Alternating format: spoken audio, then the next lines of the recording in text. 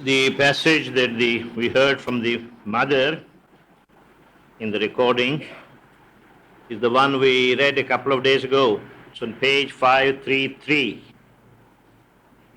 the beginning of a very, very significant phase in Canto 6, almost the end of page 533.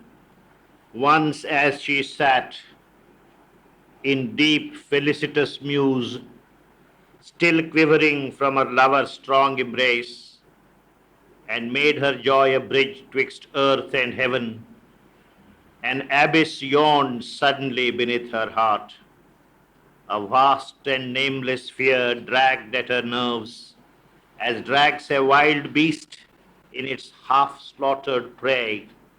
It seemed to have no den from which it sprang. It was not hers, but hid its unseen cause. Then rushing came its vast and fearful fount. We talked about it 2 days ago. I just thought could refer you to the passage in the text. Well, after all these days, this is the day when Satyavan will die. As you know, this has been used almost like a mantric line. This was the day when Satyavan must die. Again and again it comes. And the death of Satyavan seems to be the climactic event in the whole of this story, because unless he dies, the subsequent action, the subsequent work that Savitri has been born to do will not start. And if you want to understand how pregnant this whole line is, instead of my talking about it to you, there is a little book written by our friend Dr. R.Y. Deshpande. The title of it is Satyavan Must Die. It is well worth your attention. Maybe it's available in Shabda. If it is not available in Shabda, I know the man who published it. He's sitting right here. Hello, sir.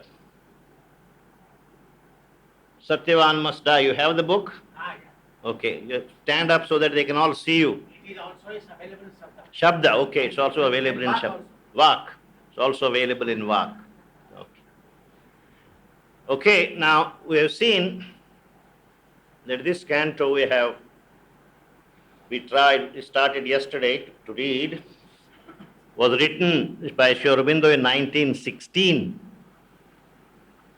And out of the 177 lines that this canto now consists of, 133 are still the same as they were in October 1916. So this received very little revision.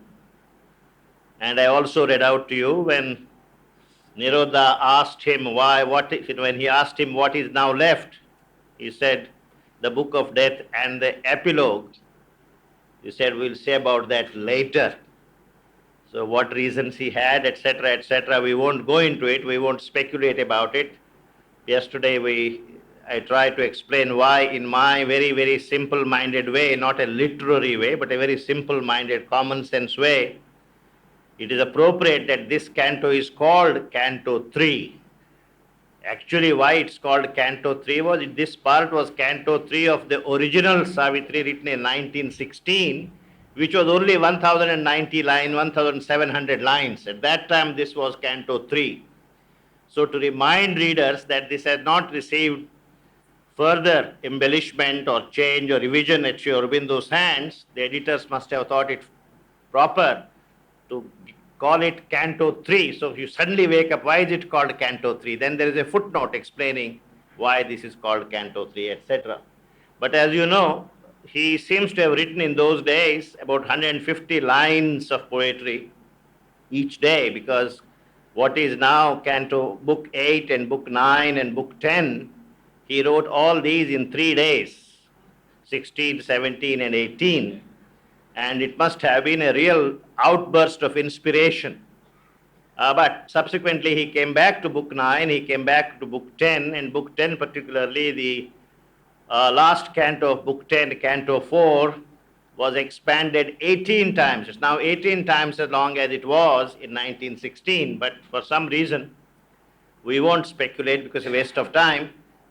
This canto has remained more or less the same, but except for one or two places where you can see that it doesn't dovetail with the rest.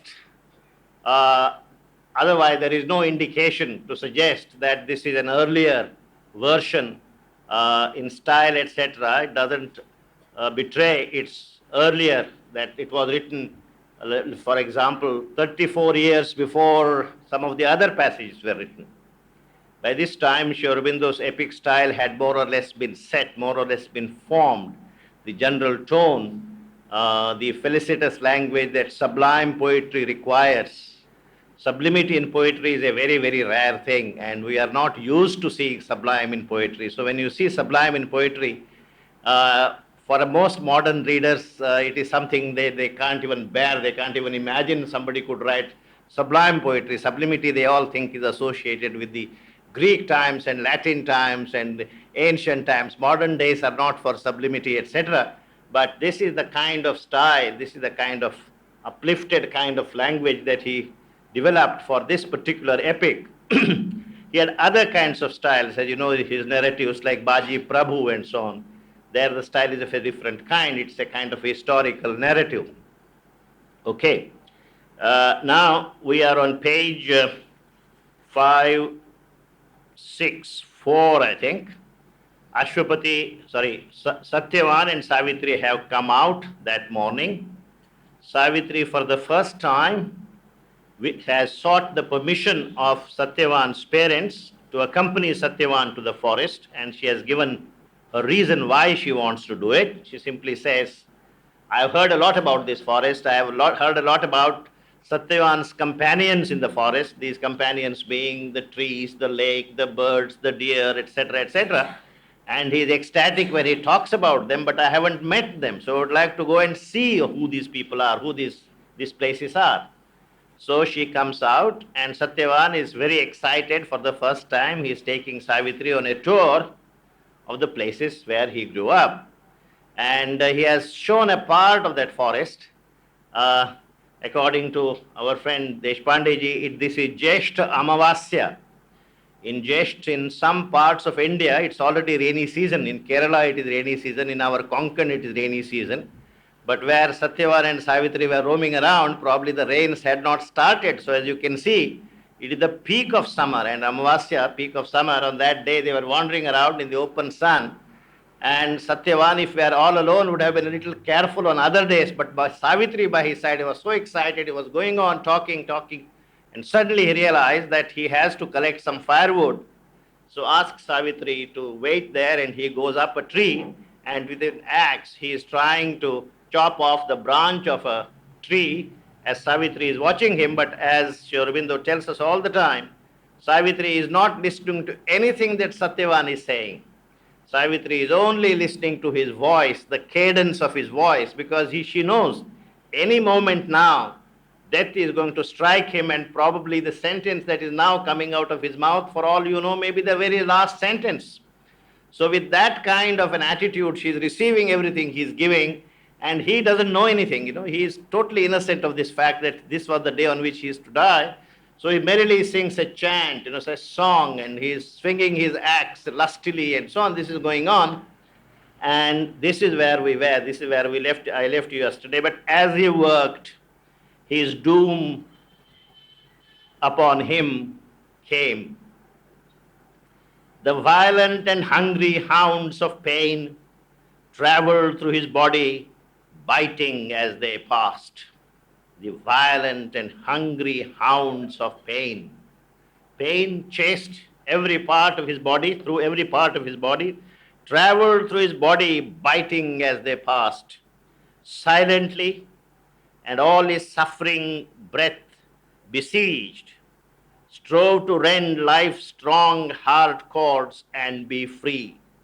So he's trying his very best to bear the pain, to suppress the pain, to a kind of triumph over the pain. All this he's trying to do, because all of a sudden His entire body is racked with pain. He doesn't know this. He thinks it's a kind of passing phenomenon. He's kind of trying to ignore it. He's trying to suppress it. It will go away. That's what he's hoping. Then helped as if a beast had left its prey. There was a slight moment of relief. This pain suddenly stopped for a little while. Then helped as if a beast had left its prey, a moment in a wave of rich relief. Suddenly, the pain seems to have subsided and he feels the experience of rich relief. Reborn to strength and happy ease, he stood. Suddenly he felt as if he were born again to his original strength and sense of well-being in the body. He stood rejoicing and resumed his confident toil, but with less seeing strokes. But this time, his strokes were not as exact, as precise, as firm as they used to be, because this first onrush of pain had already done something to him. Now the great woodsman hewed at him. The woodsman that hews at everybody, death. The great woodsman now started hewing at him, started working on him, and his labor ceased. And Satyavan felt all the strength in his body oozing out. He couldn't lift his hand, he couldn't use any strength. Lifting his arm, he flung away the poignant axe far from him like an instrument of pain. So he just threw away the axe which he was using, which he was wielding. She came to him in silent anguish and clasped. Every bit of this was being noticed by Savitri. She knew a change was coming over him. He knew suddenly he had stopped for a while. He knew he was once again trying to continue with what he was doing, but he couldn't. So Savitri rushed to him, and as he came down, clasped, and he cried to her, Savitri, a pang cleaves through my head and breast as if the axe were piercing it and not the living branch. Savitri, there is a pain in my body as if all the strokes of the axe that I had given to this tree did not fall on the tree, but they fell on me. As if all these strokes, had damaged something within myself. So that's what he says. A pang cleaves through my head and breast as if the axe were piercing it and not the living branch. Such agony rends me as the tree must feel when it is sundered and must lose its life. Now I know what the tree must have felt when I was using the axe on it. Similarly, the great hunter, the great woodsman, is using his axe on my body and I feel this intense pain. A while let me lay my head upon thy lap and guard me with thy hands from evil fate. Perhaps because thou touchest, death may pass. Let me lie down, he says, with my head upon thy lap, and guard me with thy hands from evil fate. If there is an evil fate lurking somewhere around, your hands will be protection enough from this evil fate, so that he says, perhaps because thou touchest, because you are touching me, death may pass. Well, then Savitri sat under branches wide, cool, green against the sun, not the hurt tree.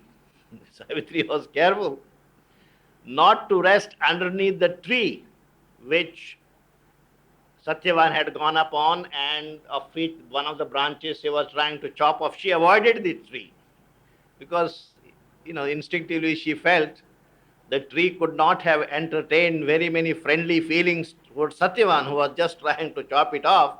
She just avoided that tree. There are other trees. So she sat underneath at the other tree, which was a kingly trunk, big tree.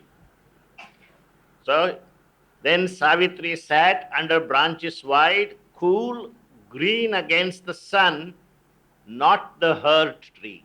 The tree that he was trying to cut branches off, that she avoided. With his keen axe had cloven the tree, which his keen axe had cut. She avoided that, she shunned. That tree she avoided. But leaned beneath a fortunate kingly trunk. She guarded him in her bosom and strove to soothe his anguished brow and body with her hands. So she slowly moved her hand on his face, on his eyebrows, on his eyes, etc., his anguished brow and body with her hands.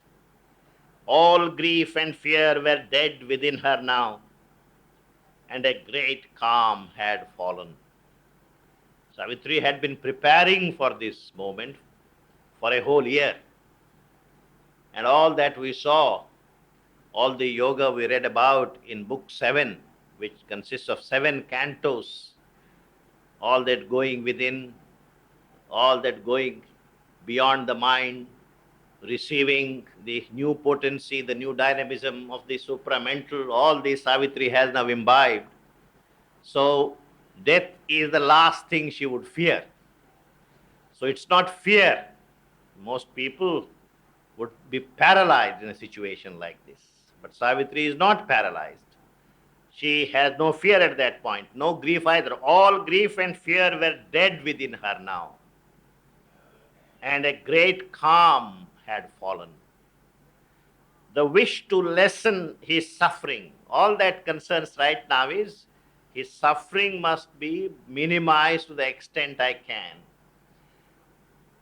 A wish to lessen his suffering, the impulse that opposes pain, were the one mortal feeling left. The only human feeling she had left that time is somehow I must give some relief to this man as she knows what is happening, as he is dying. Let me make it as painless as I can. It passed, griefless and strong, she waited like the gods. Griefless and strong, she waited like the gods. She is waiting what is happening next. What is the next that's going to happen? Because as our Deshpande ji has pointed out, it is the sunstroke that ultimately, the medical reason probably for this situation, the sunstroke, and I gave you the other day the reason enough why it could be the sunstroke, because Jeshta Amavasya is a very hot day, and Satyavan getting excited and talking more than was good for him, etc., because ultimately God always leaves a medical reason for every death. So we feel satisfied, doctors feel satisfied, oh, this is the reason. It doesn't say anything at all. Why should this disease hit this man? We don't know.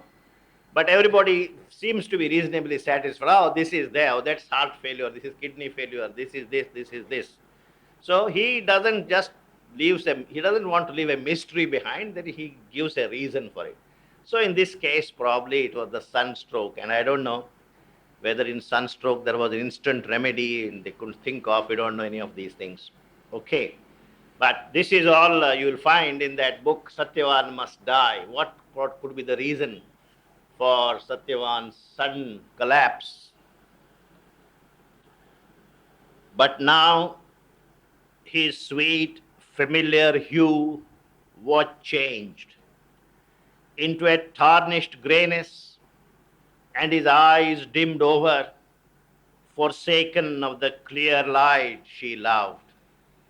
All the brightness on his face, the color, everything now began to pale. Everything became hue. When the face changed its color into a tarnished grayness. Not just a grayness, but a tarnished, burned kind of grayness, tarnished grayness.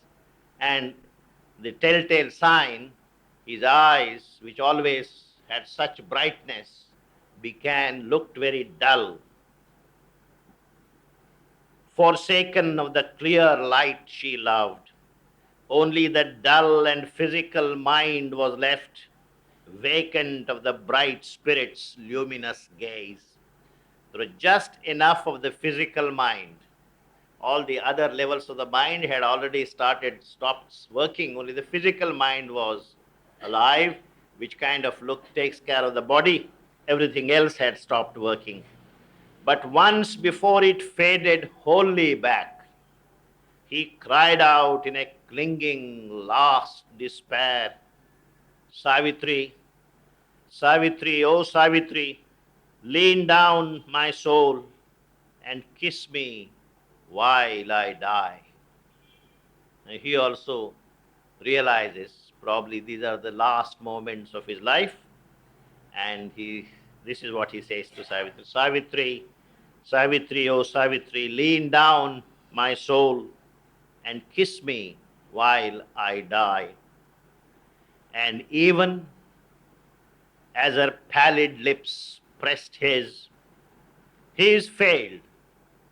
Before she could press her lips on his lips had almost lost all response. His failed, losing last sweetness of response. His cheek pressed down her golden arm. The details that Sri Aurobindo gives you looks like static details, but you actually see Satyavan's face turning left. It's like this, and Savitri lowers her mouth to kiss at him in his lips, but the lips aren't there anymore because the mouth, he's already dead, and so the head has slid on this side. So, and this side is the arm. So that's what he's describing. So it is kind of static description capturing a motion, the motion that actually must have taken place at that time. He describes it. His cheek pressed down her golden arm. She sought his mouth still with her living mouth, as if she could persuade his soul back with her kiss, as if soul could be put back through her kiss, as sometimes first aid is given to people whose heart begins to falter. That kind of thing, she thought probably that could be done. Then grew aware they were no more alone. Then suddenly she became aware of a presence. There were not just the two of them. There was another being, another third being, third person. Something had come there, conscious, vast, and dire. Something had come there, conscious, vast, and dire. This is the first introduction to the physical presence of the god of death. It's an announcement, as it were, and see how the announcement is made. He says, something had come there, conscious, vast, and dire. Near her she felt a silent shade immense, chilling the noon with darkness for its back. Near her, she has not yet seen him. Savitri has not yet seen the god of death, but she is now only becoming aware of his presence. And in the process of being aware of its presence, she suddenly realizes the noon had lost its brightness, the noon had become chill. In other words, nature around itself was paralyzed. The god of death had come, that kind of a presence, god of death, that's the presence he is describing indirectly. Something had come there, conscious, vast, and dire. Near her she felt a silent shade immense, chilling the noon with darkness for its back. In the old version, he almost stopped here. There are two more lines. The last lines which concludes this canto were still there in the old version. The next few lines I am now going to read out to you were added subsequently. These are the only few lines. I told you he had only about 33 new lines added. The rest of them are as they were. An awful hush had fallen upon the place. There was such a hush. Not only had the noon become chill, there was no cry of birds, no voice of beasts. Even the birds were paralyzed. They had forgotten their usual cry. Beasts had all frozen where they were. They were not jumping around, galloping around, they were just there. An awful hush had fallen upon the place. There was no cry of birds, no voice of beasts. Now, the point is, in the whole of Savitri, as you can see, this little canto, Sri Aurobindo must have written in one afternoon, just like that. And those of you who have been reading it, probably and reading or because you have to come to the end of Savitri, right? So nobody reads the book patiently. It doesn't take the time. They just read. Oh, I want to, how many pages more left, like that? All the time we do this. So, one of the aids to reading Savitri with your full heart is to know the entire terrain more or less intellectually. And then each day open at random and read those 3-4 lines. And wherever you open, you are bound to strike very rich ore. So your day is done. You don't have to read anything else. But if you say, now I'm starting on page 1, I have to go to page 724, so today's 5 pages I must read. If you do that, then what happens is this becomes like people writing Ramanam, I must write 25 lakhs Ramanam. When the time I write the 25th lakh, last zero is put, Rama has to be present before me. Rama doesn't even know that you are writing it. All these mechanical things can do this. What is important is the entire engagement of your inner being with it. Whether you read it daily or you read it occasionally, whatever, when you read it with all your being, with all your heart. Now, to be able to do that, what is necessary is an intellectual understanding. What is book 2? What is book 3? What is canto such and such? Where are we? What is the terrain? Are we on the bank of a river, or is it the ocean or the sea? Where are we? Or is it only a well that I am looking in front of me? At least this kind of a discrimination one has to have. And all the things that we are doing here is supposed to help you in this, getting this kind of a map of Savitri. This is not any way of taking Savitri to you. You have to go to her. Nobody else can take Savitri to you. And therefore, I've asked myself, there is a general feeling in some quarters that one shouldn't be talking about Savitri in any great detail. One should really, the same thing can be taken to the other extreme. One shouldn't even open it. It should be tied with a silken cloth and put in the puja room, and you put flowers on it, etc., etc. That's a totally ritualistic approach. All that it means, all that one should be careful that with your mind you cannot understand something which has been conceived at a level far beyond the mind. And so you should be able to open up gradually and not read it like any other book. That's the meaning of all this. Don't try to limit Savitri with what your mind can read in it. Open your mind so your mind can rise with Savitri. That's the idea. And so, for that to happen, my own assumption is one must have some understanding of where we are, unless, of course, you are some of the gifted few. I have known people, very gifted people, who just came here with their wives. Sometimes some people are very lucky, they marry these wives, and they brought them here. Come here, we have to go to Pondicherry. And then went to stroll to Shabda bookstore and looked around, and there's this Savitri. Oh, English, poetry. I have never read poetry in my life, so put it away like that. But the wife buys it. For some reason, mysterious reason, she buys it. So you go to back after 4 whatever holidays, you go back, and then one day what happens is you are posted at a place where there is very little work. Government offices generally are of that kind. And so when you go, you decided, "Oh, today I don't have much work. Why don't I take this book? My wife was raving about. Let me see what it is." So it takes it. And it begins to read it in the office because there is nothing else happening on that day. And suddenly is amazed that he can understand it. He said, "For the first time in my life, I was a hater of poetry. I started.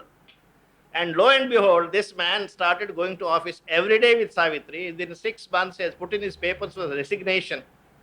And at the end of the year, he is here asking Pradeep bhai, what can I do for you? Is there anything, any work for me? I am a trained engineer. Why have you come here? I have come here to read Savitri. See, this is the kind of miracle that can happen to people. I don't deny any of these things. But these are very, very rare, lucky people. All of us are not that lucky. And therefore, for such people, what I am trying to say is, just because you are a devotee, one should not have an anti-intellectual kind of trance. That is not warranted. That's not necessary. Both can go together. The intellect should realize that it's only a tool and it can only help. But ultimately, it is the opening that has to come. The opening will come through Savitri, because there is a presence there, there is a spirit there, there is a consciousness there. I told you once I was giving a talk, series of talks in Madras, and a gentleman who has spent all his life doing Sri Vidya, he was Sri Vidya Upasak. He was, I won't name him, he was the president. So in one of the introductory talks, I said, Savitri is a great golden bridge, and this will lead you to Sri Aurobindo's own consciousness, etc., etc. At the end of his talk, at the end of my talk, the presidential remarks, he said, I agree with most of the things our learned speaker, that is me, said. But there is one thing about with which I don't agree. That this is not a bridge to Sri Aurobindo's consciousness. This is Sri Aurobindo's consciousness itself. This is Sri Aurobindo's consciousness in the verbally embodied. It's a verbal manifestation of his consciousness. That's the correction I would like to make. He said that from that day, I always remember to mention this, because he, being a Shaktupasak, he knows what Shakti is, then what consciousness is, and so on. So it is that kind. What I am trying to say, why I take you away from what we are doing, is that even in this small canto, it is not wrong if you have a literary background to look for it, for the literary delights that Sri Aurobindo has packed it with. If you don't have it, different, doesn't matter. Whatever your interest, you cultivate those through Savitri and see how much, even casually, he is a casually written kind of canto. This is not a canto on which he labored. There are other cantos for which, he has really wait for inspiration to come, and the lines he corrected because his inspiration said the earlier line was not adequate, new lines were added, etc. This is almost a casual thing that he was writing, and yet look at the richness of it, and look at the great art with which some of these things are built. Like Yama comes, how does he come? What kind of impression Savitri get out of him? How is he introduced? How is his physical presence introduced? These are little small things. And one must be able to enjoy these things along with the rhythm, the diction, the vision, etc., etc. It's only through this aesthetic body, you can develop a kind of an appreciation. Oh, I read it, I don't enjoy it, but mother said you must read it every day, so I'm reading it.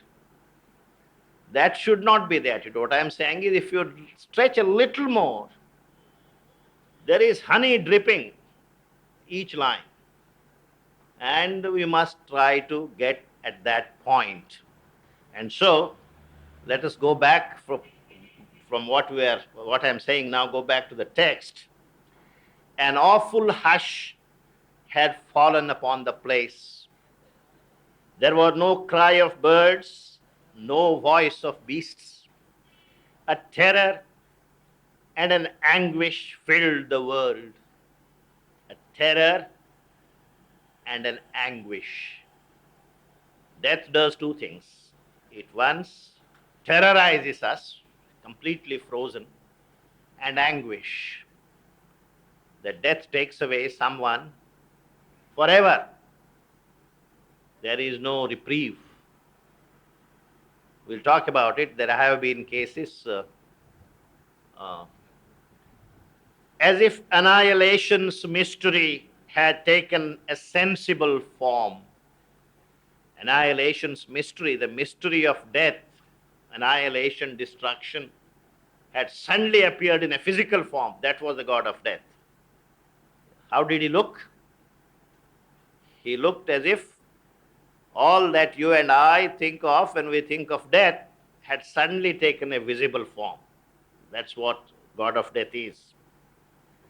And as if annihilation's mystery had taken a sensible form, a cosmic mind looked out on all from formidable eyes, contemning all with its unbearable gaze, and with immortal lids and a vast brow, it saw in its immense destroying thought all things and beings as pitiful dream, rejecting with calm disdain nature's delight, the wordless meaning of its deep regard, voicing the unreality of things, and life that would be forever but never was, and its brief and vain recurrence without cease, as if from a silence without form or name, the shadow of a remote, uncaring God, doomed to his not the illusory universe, cancelling its show of idea and act in time,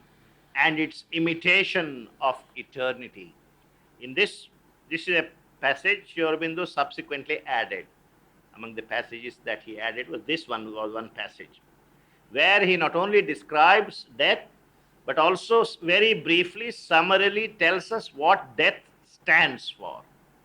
I told you one of the study we need to make is what does death stand for in Sri Aurobindo's Savitri.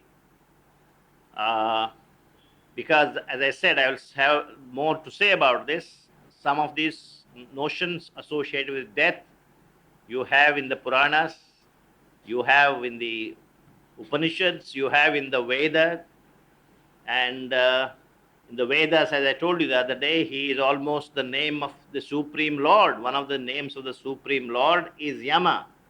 Ekam Sat Vipra Bahudha Vadanti. This very famous statement made very famous by our politicians.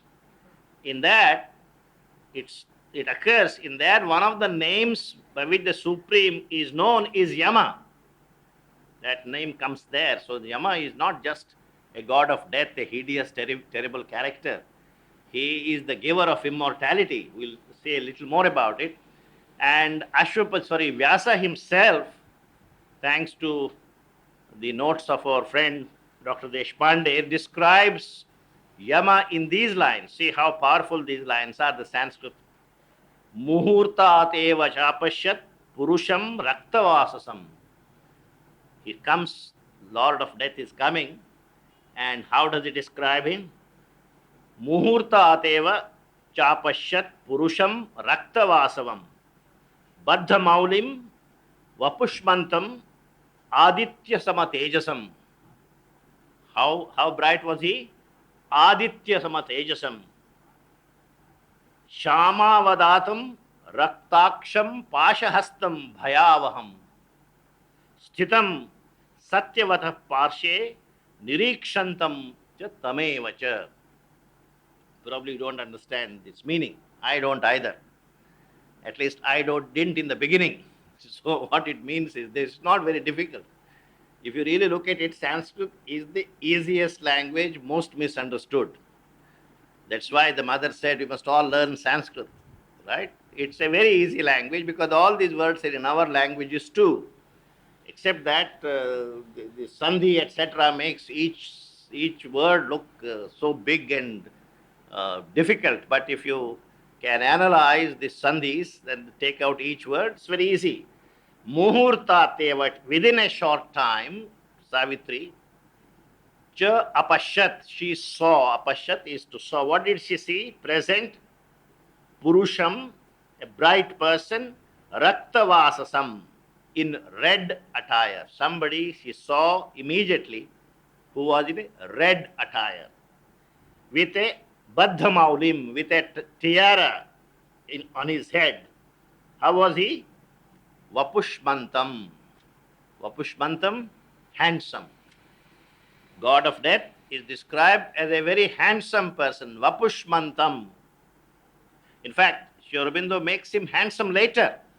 We will see what happens to the god of death. One of the great things about Savitri is the god of death discovering himself, something the god of death never knew about himself. Sri Aurobindo shows him what he is. He is this. He is also handsome, Vapushmantam, Aditya Samatejasam. He is looked like the sun, brilliant like the sun. His body dark in hue. All our major heroes, in spite of our fascination for white complexion, Indians are very well known for it throughout the world. Right? As soon as a boy or a girl is brought, the first thing we ask is what is the... Yeah. All our Krishna was not, Rama was not, right? Vishnu was not. Why should our sons be?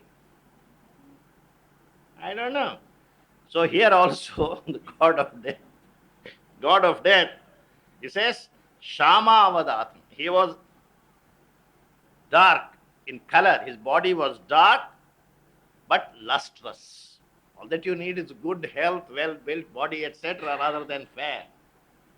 Right? So he says, lustrous, but raktaksham. His eyes were blood red eyes. Pashahastam. He had a noose in his hand. Pashahastam bhayavaham. So he struck terror into people's hearts. Fear, bhayavaham. Sthitam satyavatah parshve. Where did Savitri see him?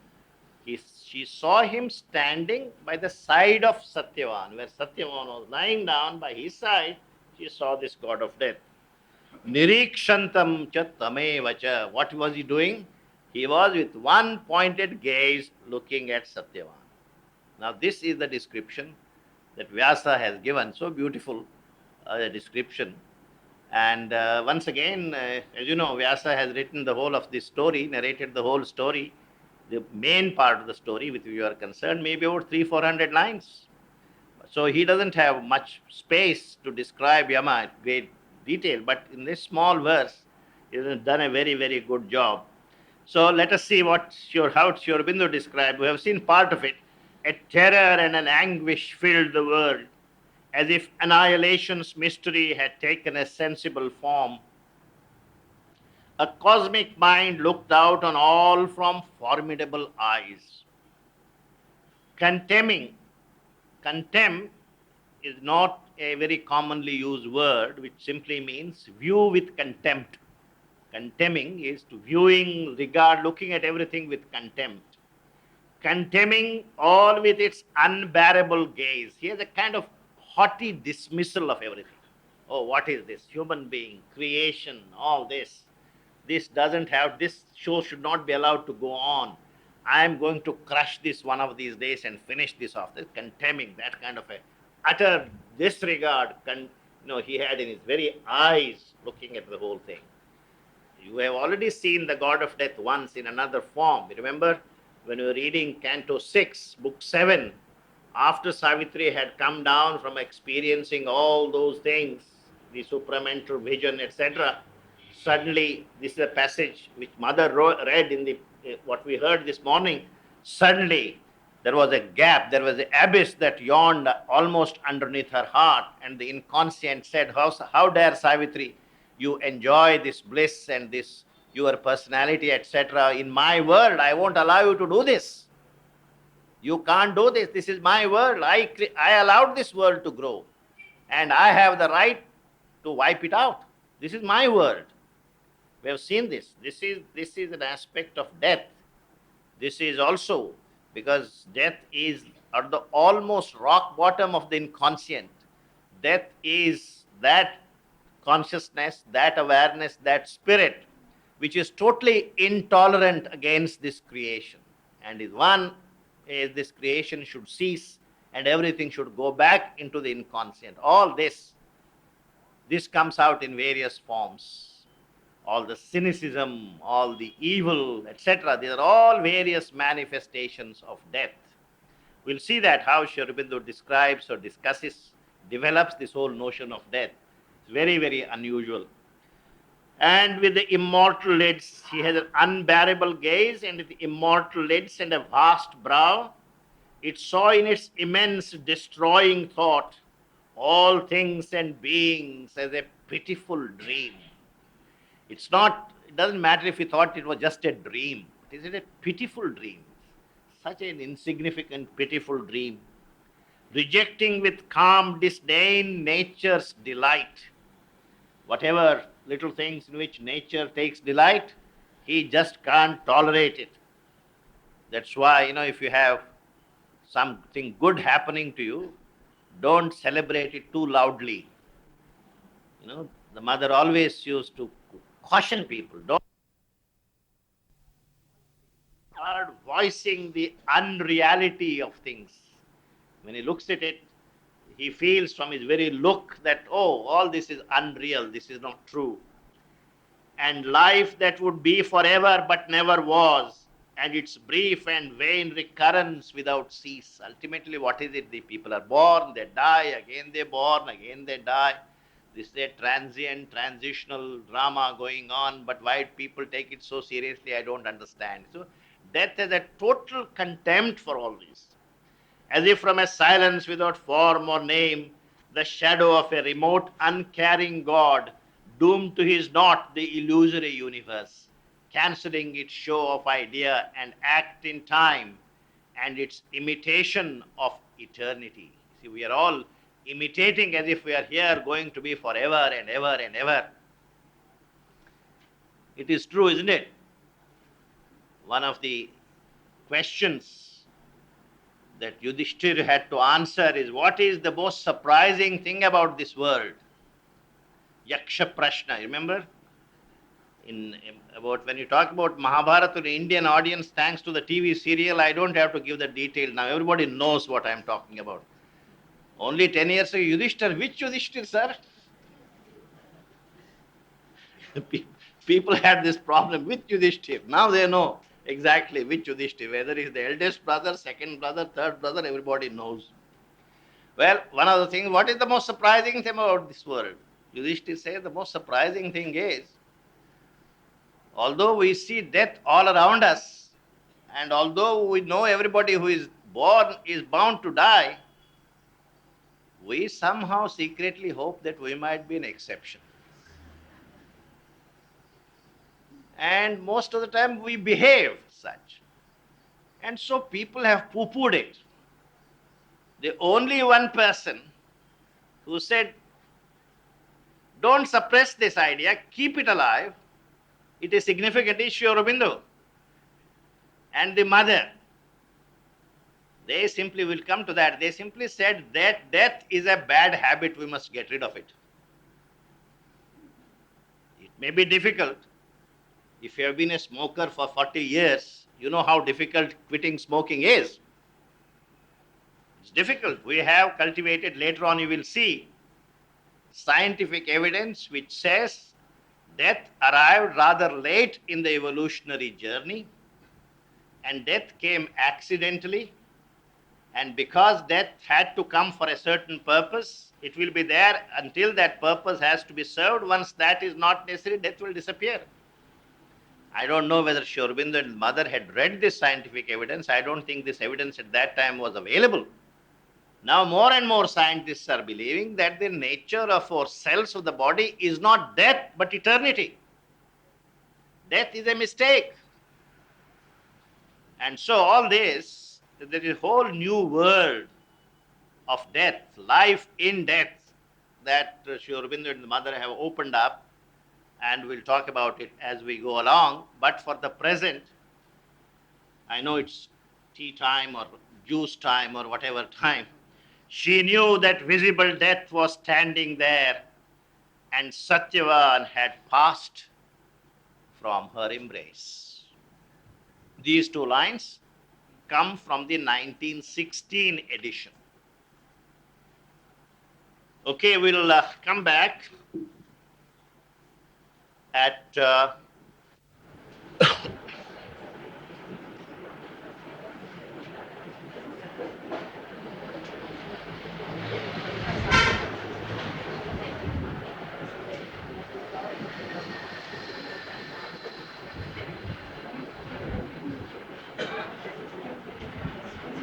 the god of death.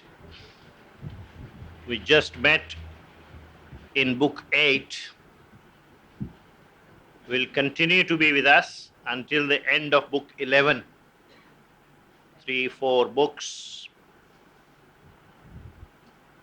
And as I pointed out, death is an important character. Yama is a very important character in this entire story. And as I told you, Savitri in fact takes Yama through a systematic process where he understands himself and he realizes who he really is, and then thus undergoes a transformation that will come to in book 11. But since Yama is such a complex character, particularly the way Sri Aurobindo has developed him, and since we have all kinds of folkloristic notions about the god of death, that he rides a buffalo, that he looks very crude, etc., etc., I would like you, the other day I mentioned a little bit of how he is presented in the Vedas, in the Rig Veda. He is also presented in the various Upanishads. And I would like to read out a little bit what Sri Aurobindo has said about the figure of Yama in the Vedas, particularly in the Upanishads. He says, in the inner sense of the Veda, Surya, the sun god, represents the divine illumination which exceeds mind and forms the pure self-luminous truth of things. He represents the self-luminous truth of things which exceeds the mind. His principal power is self-revelatory knowledge. His realm is described as the truth, the law, the vast. He is the fosterer or increaser. In the Ishopanishad, Hiranmayena Patrena Satyasyapi Hitam Mukham Tattvam Pushan Apavranu. He is being invoked to remove this golden lid. So he is the fosterer, increaser, for he enlarges and opens man's dark and limited being into a luminous and infinite consciousness. He is the soul seer, seer of oneness and knower of the self, and leads man to the highest spirit. He is Yama, controller or ordainer, for he governs man's action and manifested being by the direct law of the truth, Satya Dharma, and therefore by the right principle of our nature, a luminous power proceeding from the Father of all existence, as he reveals in himself the divine Purusha, of whom all beings are manifestations. So in one sense, the Yama that ultimately we will see is the Supreme Lord himself, an aspect of the Supreme Lord himself. So he is not just a god who comes on a buffalo. It's a much more profounder way of looking at Yama, and that's what the Vedas talk about. And also in the Kathopanishad, Nachiketa, when he goes to him, and asks for the supreme truth about death, Yama says, why do you want to know this? Gods have tired of this question. They have not been able to understand the answer to this question. You should ask some other question. Before he tries to dissuade him by offering various kinds of enticements, I will give you worldly kingdom, I'll give you this, that, and the other. Don't ask this question, because not many people understand. Even if I mention this, not many people understand what I'm saying. Then Nachiketa says, when I come to you, the most valuable thing I can get from you, other things I can get from other people. Horses and coaches and land and power and money, etc., I can get from other people. But there is something of which you are the custodian, and that I can get only from you. So since I have reached here, the wise man's way would be to ask of you what you alone can give, nobody else can give. So I'm asking you this. So there is also this assumption that Yama is the custodian of immortality, and Nachiketa therefore goes to him to find out the secret of immortality. It is in the later ideas, Yama is the god of death and has his own special word. But in the Rig Veda, he seems to have been originally a form of the sun. He is the guardian of the dharma, the law of truth, Satya Dharma, as I mentioned, which is a condition of immortality, and therefore himself the guardian of immortality. Now, those of you who have read, very few people read the Vedas in Sanskrit.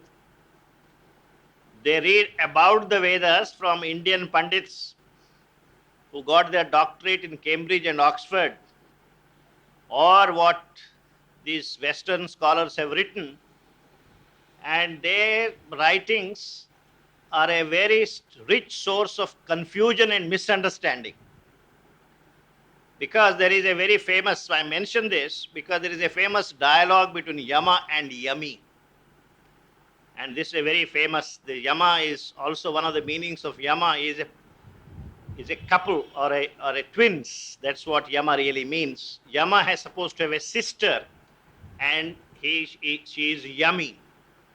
Now, in the language of the Vedas, Vedas have a symbolic way of saying things. The Vedas do not use the rationative, rational way the mind knows. It always uses a kind of symbolic way of presenting things. There is a dialogue between Yama and Yami. These are brother and sister. Yama and Yami are brother and sisters. They are all, Yama is the son born to Vivaswan and his wife called Sharanyu Devi. The so-called Ashwini brothers are also born of the same father but another mother. That's a different story. But what is most interesting is later on in Vedas, you will find a conversation between Yama and Yami, brother and sister. And the purport of that conversation, you will be quite amazed, is that Yami desires sexual union with her brother. Now, our Pandits in Western universities or in our universities regard the Vedas as a textbook for your anthropology. So by looking at the Vedas, by looking at the language of the Vedas, they decide what ancient Vedic culture was. So they came to the conclusion, by looking at this conversation between Yami and Yama, that in ancient India, it was quite common for brother and sister to get married. This is not, I'm not concocting anything from my head. And then they know the story of Adam and Eve. They concluded the Yama and Yami must be Adam and Eve. And therefore the entire mankind is born in sin. Because that's what the Bible says. You see, this is the product of sin. And this is something that they have said and our Pandits quote, and then this is being taught in our universities. But they do not realize, this is something Sri Aurobindo has emphasized again and again, that Vedas are not a source book for anthropology. Vedas use language in a slight different way. Now, what really this really means is Yama and Yami, brother and sister, represent dharma and adharma. Because we always are aware of the fact that adharma is also a part of this world. Just as dharma is a part of this world, adharma is also a part of this world. And there is always a conflict between dharma and adharma. Dharma wants to convert adharma to his path, where adharma wants dharma to be converted to his path.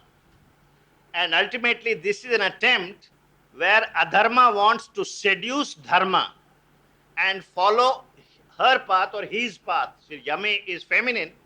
So this is the dialogue between, this is going on, this has gone on in Mahabharata, this is going on even in today's politics. This is going on. There are two sides, the path of the righteous and the unrighteous. And the righteous and the unrighteous are there always conflicting with each other and trying, the unrighteous wanting to seduce the righteous and the righteous want to convert the unrighteous. This began in the Vedic times. It is this thing that they were talking about. So instead of seeing this symbolic meaning, they come to the literal meaning. And after coming to the literal meaning, if you say, look, there is a symbolic meaning, then you become suddenly a Hindu revivalist. You suddenly become a Hindu revivalist because you don't agree with this kind of, these big pundits have said it, Oxford, they have a PhD from Oxford. I don't have a PhD from Oxford. I have a PhD from somewhere else. But that doesn't change the fact. There is a tradition in India where this Yama and Yami are supposed to be representing the Vedic language, the symbolic language. And Vedic seers were really bright-eyed, There is also a mantra where they recognize there is adharma. And so there is a tarpana given, adharmaya swaha. In which culture will you find this recognition? There is adharma also. And this adharma has to be transformed and changed. And it is this that is being talked about. And so we don't have the time to go to the Vedas. We don't have time to study the Sanskrit language. So we take the shortcut and read what they have written. And our own professors also do this and can get PhD and they become the Pandits and they are what is being broadcast from the All India Radio and TV stations, etc., etc. And if you say this is not right, you become a Hindu revivalist. And there are all kinds of things that is, Westerners had simply no way of understanding this culture. They came from a different culture. Whatever Kipling said, East and West, this is the ideal. It's not very easy. West has to do tapasya to understand the East. East has to do the tapasya to understand the West. It doesn't come just like that. And so there have been problems. They found it difficult to understand some of the things we are doing.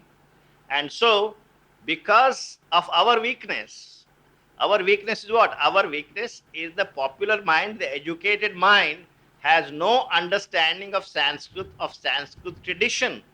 Unless we do this, we will not understand our own history, we won't understand our own culture. We will be required to receive it at second, third, fourth hand. And if you are asked to judge who is right, you will not know who is right. Right now there is a controversy going on, as you know, ICHR. Who is right, who is wrong? You see, ultimately we have to reclaim our tradition. We have to know what this tradition is. I will give another example. This has escaped attention of most pundits. Many of us here are married people, right? And during the marriage ceremony, there is a mantra that is being recited. Most priests have forgotten what these mantras mean.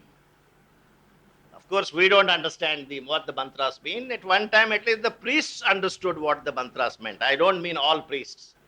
In Andhra Pradesh, we have priests who understand it. In Karnataka, we have priests who understand it. In Tamil Nadu, we have priests who understand what they are saying. But by and large, the priestly community doesn't know what the mantras mean. Now, there is a mantra, two mantras, which are recited everybody's marriage. It's a part of the marriage procedure. And I won't read the Sanskrit, the meaning of it is this: the bridegroom is asked to say, I am your fourth husband. Saying to the bride, I am your fourth husband. You've already been married thrice. He is supposed to say this to his wife as they go round this sacrificial fire. Say, you have said this, but since you don't know Sanskrit, you don't know what you said. But this is what you have said. Okay, and so the Pandits will say, look, in those days it was very common for women to marry as many husbands as they liked. Now, this is again ridiculous because what he is talking about, if you really understand the significance of it, what the priest wants you to realize is it is true, this girl is being handed over to you. Okay. But please remember, this girl, there are three stages through which this girl have already come through. One is infancy, the other is childhood, the third is girlhood. Now she is entering the fourth stage. Now, during the fourth stage, you are her protector. She had other protectors during the third stages. The first stage, she was protected as she was in her Shaishava, infancy, by Soma. Soma is not Somnath Chatterjee. Soma is the moon. The moon, and then when it comes to girl childhood, Gandharva. The Gandharva is the protector. Then comes the next stage, which is Kaumarya. Then Agni is the protector. So she has already had three protectors. The husband is being asked to remember, look, treat her in such a way that she also had a childhood. She was somebody's daughter. She was somebody's sister. She was somebody's granddaughter. They also have a claim on her. Then she was growing up. She had dreamt of great things. She had a right to have her own dreams. Don't squash them. The husband is being reminded of all these things. But instead of taking it in this way, suddenly we come to the conclusion in India it was quite common for girls to get married at a young age, and normally they fourth husband, fifth husband, sixth. This is the interpretation that of history, Indian history, that is going on in this country. It has gone on for a long time. We were at one time helpless. Now, of course, we have universities, we have printing presses, we are a free nation, a free country. If we don't understand ourselves, our own culture, who else will? So this came as a kind of, I'll read not the Sanskrit, but the English translation of the two Sanskrit verses, the part of the marriage ritual. It says, this woman was first acquired by Soma, next by the Gandharva, then by Agni, to whom she was presented. Her fourth husband, that is you, was born of a woman. So the human husband is the fourth. He becomes her protector during the fourth stage of her life. That's what it says is, she is not your property to treat as you like. She had a childhood, she had girlhood, she had all this early youth, her ambitions, her desires, other people's love for her. All these things are important. When you protect her, remember these things also. It's a kind of a trust that's being talked about, and not monogamy or polygamy or polyandry or whatever. This is the whole confusion. And that's why Sri Aurobindo insists that the Vedas, the language of the Vedas belongs to a totally different language. It's a symbolic language. Do not try. I don't blame Max Muller and company because that culture is different. They had made an honest attempt to understand us. They had problems. But we should be able to see what this is all about. No attempt is being made. And if any attempt is being made, you are put down. That's what has happened. And the same thing is happening about, Sri Aurobindo's interpretation of the Vedas. If you talk about it, they say, "Oh, this is all a cock and bull story. How is it possible that all these people didn't know this?" This kind of thing is going on. Well, this is incidental. Now, we are talking about death, and a lot has to be understood about death, because Sri Aurobindo's integral yoga seems to people associate that with the conquest of physical death in the terrestrial world, in this world. Now, most people probably would regard this as a most materialistic kind of ambition goal for yoga. After all, is this what yoga is all about? That you can continue to live forever and ever in the same body? I mean, it is true that at some stage, probably people joined the ashram because they thought by being in the ashram they will automatically become immortal. In other ashrams you get other things, but here you get immortality, insurance without a regular premium. So they all came. Then Sri Aurobindo left. Then the mother left. And so people were nonplussed, puzzled.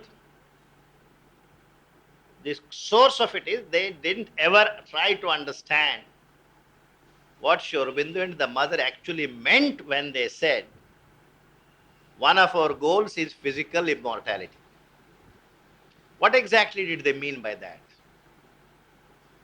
Oh, many people have said to me, I've been coming here to Pondicherry for the last 45 years.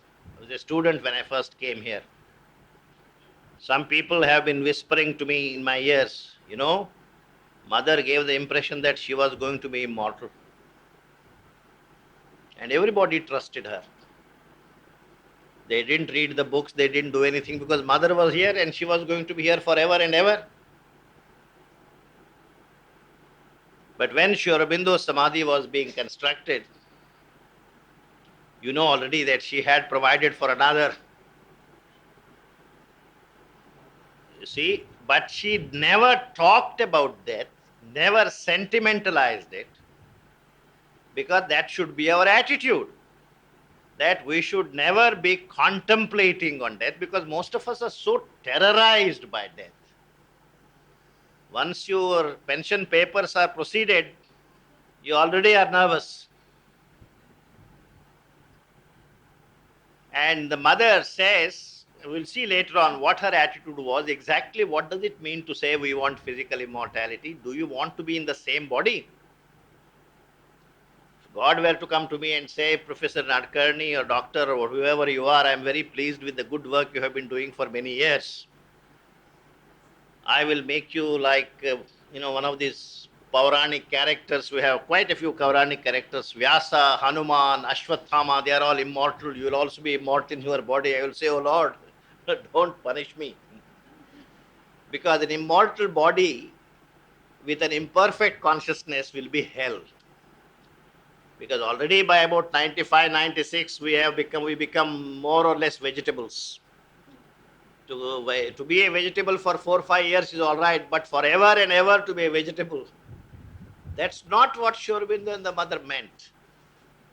Totally a different interpretation, meaning they gave to this. And so, as a part of our unraveling of the significance of Yama, we'll try to see what exactly is mortality, what exactly is immortality, what exactly they meant by this.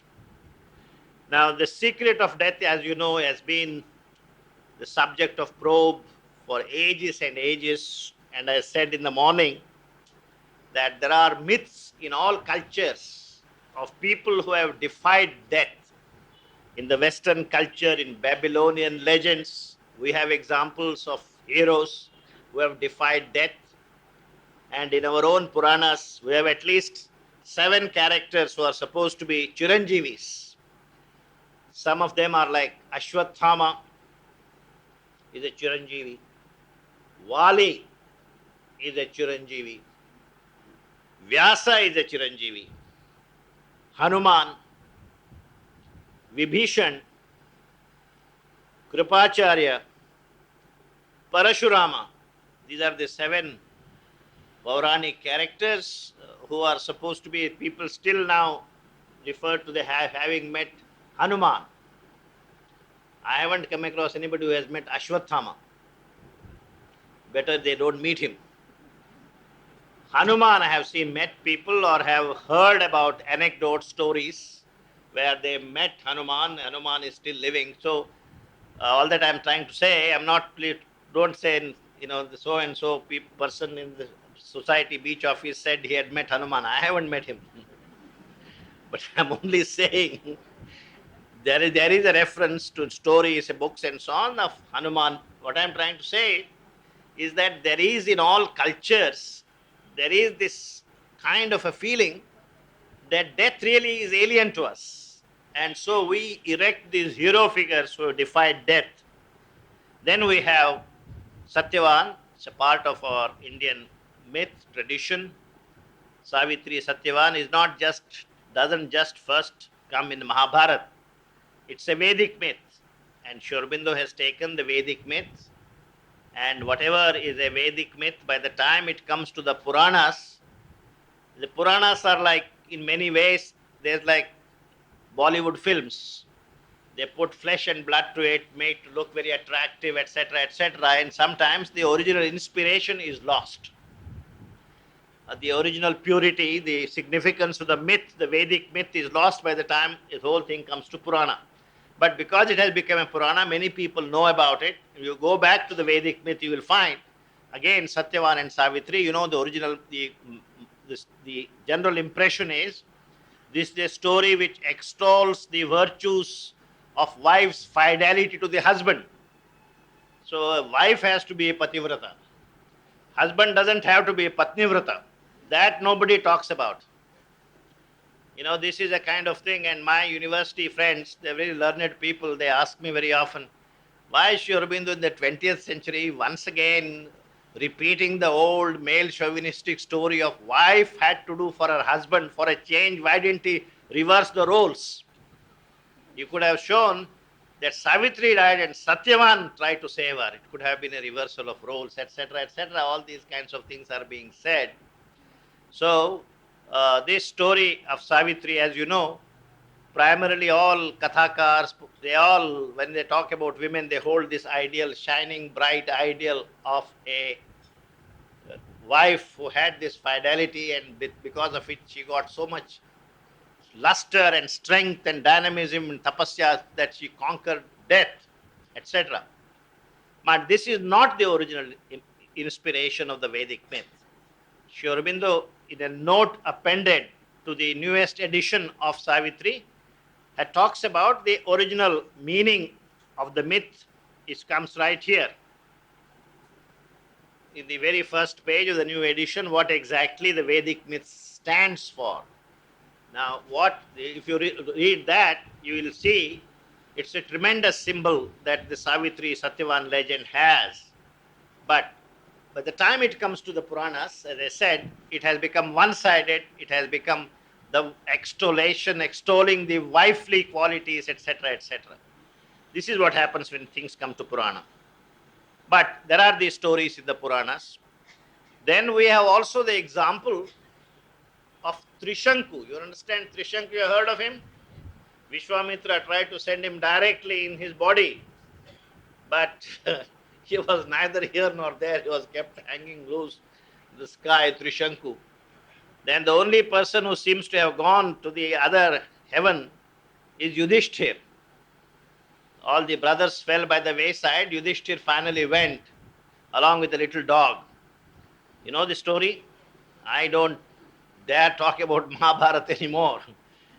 Right? And if you are from Maharashtra, they know another person who went, Tukaram.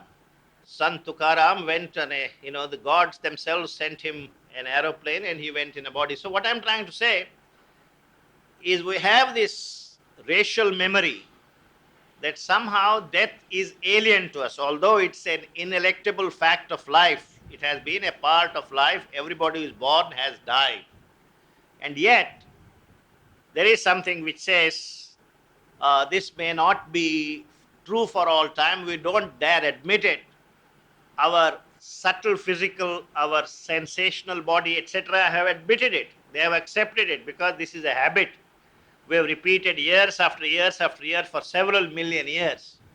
But I will show you later on some biological evidence which suggests that death came much later during the evolutionary life. As it stands now, there is no evidence of any human being. There are evidence of people who have lived 130 years. They all live in Kazakhstan. We always have stories in Kazakhstan. Some lady who died at the age of 135. Newspaper walas, either because there is a slot they don't know how to fill, and they're quite sure nobody is going to go and inquire in Kazakhstan. Now, of course, everybody knows where Kazakhstan is. About 15, 20 years ago, nobody knew. Uzbekistan, oh, an elderly man died at the age of 140. He had 93 wives and 120 children. Provide such good material for coffee table, dining room table gossip.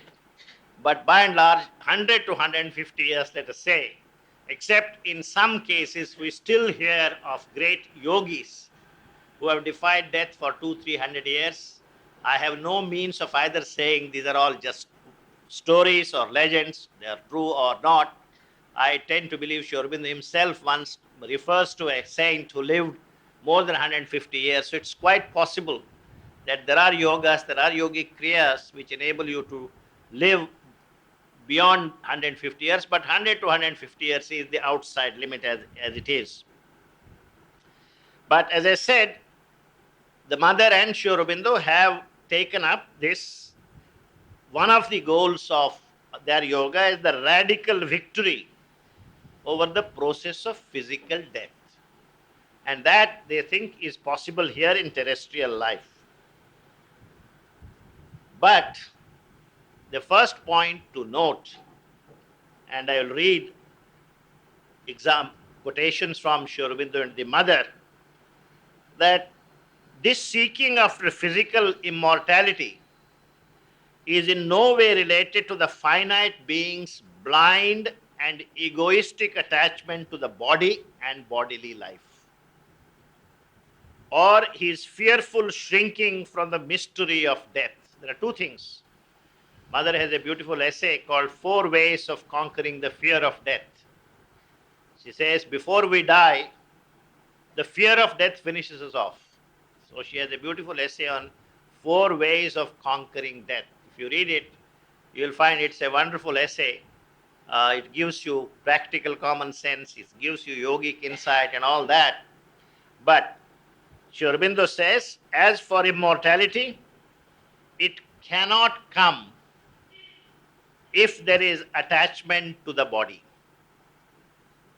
It cannot come as long as you are attached. It's very paradoxical. As long as you are attached to the body, you cannot be immortal. For it is only by living in the immortal part of oneself, which is unidentified with the body, and bringing down its consciousness and force into the cells, that it can come. There is a sense of immortality, there is a power of immortality accessible to man through the paths of yoga. And if you can acquire that force and bring it down into the cells of the body, then this miracle can happen. But that has nothing to do with our normal idea of continuing in the same body forever and ever. Every sadhak of the integral yoga must eschew all attachment to life in the body and renounce the repulsion of the death of the body. This is from Synthesis of Yoga, which is so strong and vehement an instinct of the vital man. It must be thrown away entirely. The fear of death and the aversion to bodily cessation are the stigma left by an animal origin on the human being. That brand must be utterly effaced.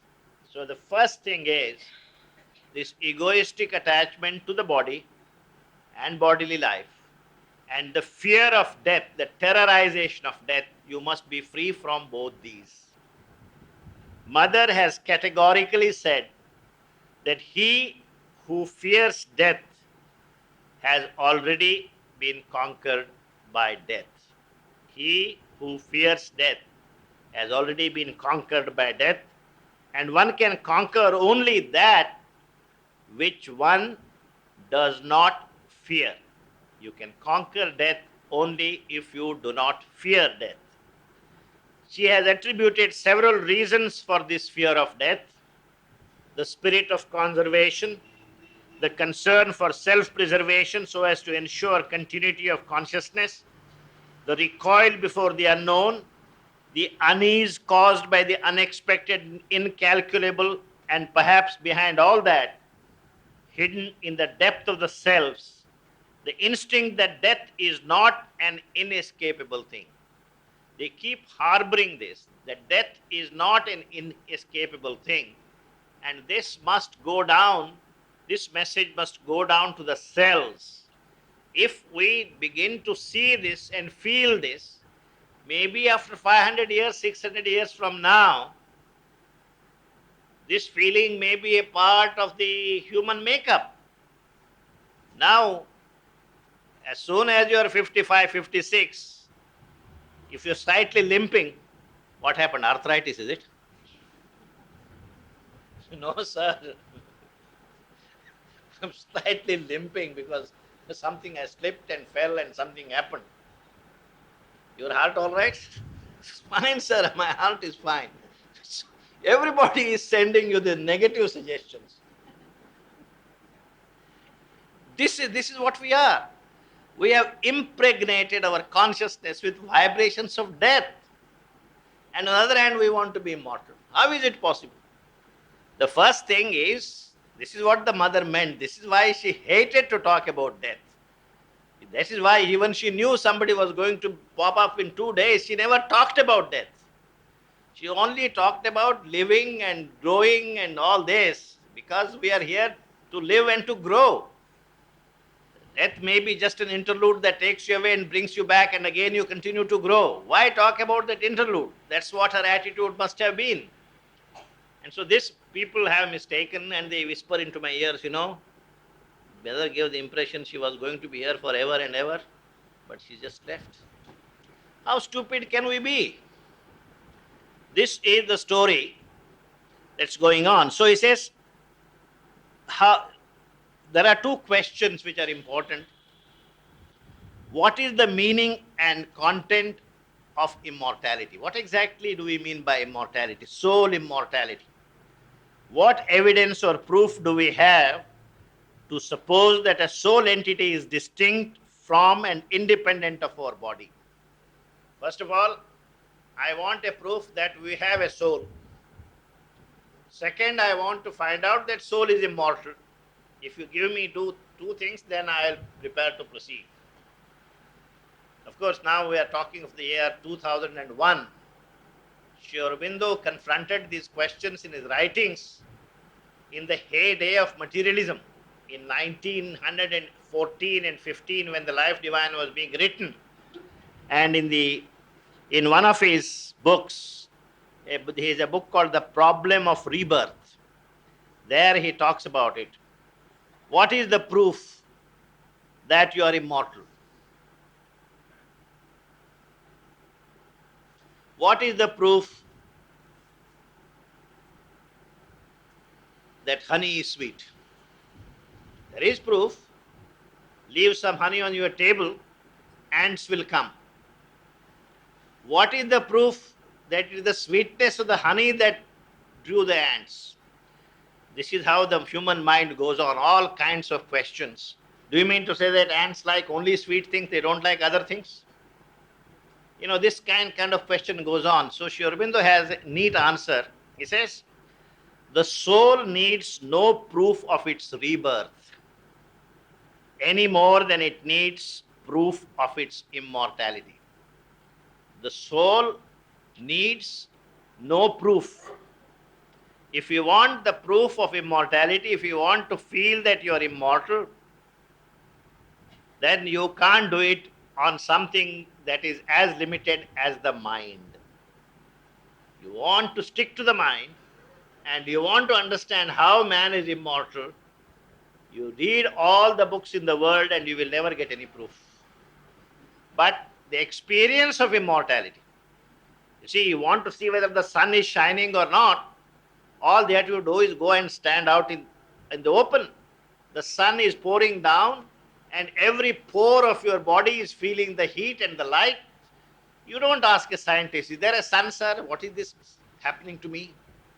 You don't need a proof. So, similarly, the fact that you are immortal, the fact that you have no death, is so patent to experience at the level of the soul. He says the soul needs no proof of its birth any more than it needs proof of its immortality.